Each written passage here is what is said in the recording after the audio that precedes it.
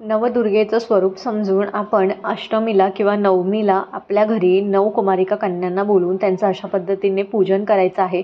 त्यांना नैवेद्य बनवायचा आहे, गोडाधोडाचा पदार्थ बनवायचे, जे तुमच्याच्याने शक्य होतील ते पदार्थ. अगदी तुम्ही फक्त गोडाचा एखादा पदार्थ बनवला तरी काही हरकत नाही. तुमच्या इच्छाशक्तीनुसार किंवा तुम्हाला जेवढ्या जमेल तेवढ्या भेटवस्तू त्यांना द्यायच्या आहेत.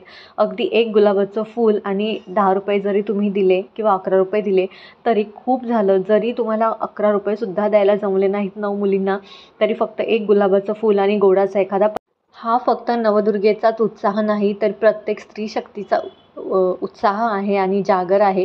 तर अशा पद्धतीने आपण माता दुर्गेला प्रसन्न करू शकतो.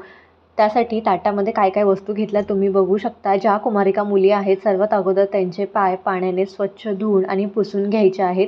पायावरती हळदी कुंकू लावायचं आहे. स्वस्तिक काढतात काही जण, पण मला पायावरती स्वस्तिक काढणं बरोबर योग्य वाटत नाही.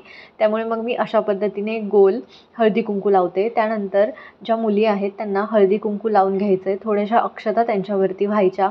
सोन्याची एखादी वस्तू असेल तर त्यांना ओवाळायचं आहे. त्यानंतर हातामध्ये रक्षासूत्र बांधायचं आहे, ओवळून घ्यायचा आहे आणि जो तुम्ही गोडाचा पदार्थ बनवला आहे तो त्यांना खाऊ घालायचा आहे. अगदीच पंचपक्वान्न नाही जमले काही हरकत नाही. त्यांचे हात धुवायचे, हात पुसायचे. ज्या भेटवस्तू तुम्ही त्यांना आणलेल्या आहेत त्या द्यायच्या. एक फळ जाताना त्यांना थोडे तांदूळ द्यायचे, ते पुढे तांदूळ टाकत जाणार आणि मागे तुम्ही पदरात ते तांदूळ जमा करायचे आणि त्या तांदळाचा नैवेद्य बनवायचा आणि खायचा आहे. आणि अशा पद्धतीनेच तुमचा कायमच्या घरामध्ये वास राहू दे अशी विनंती.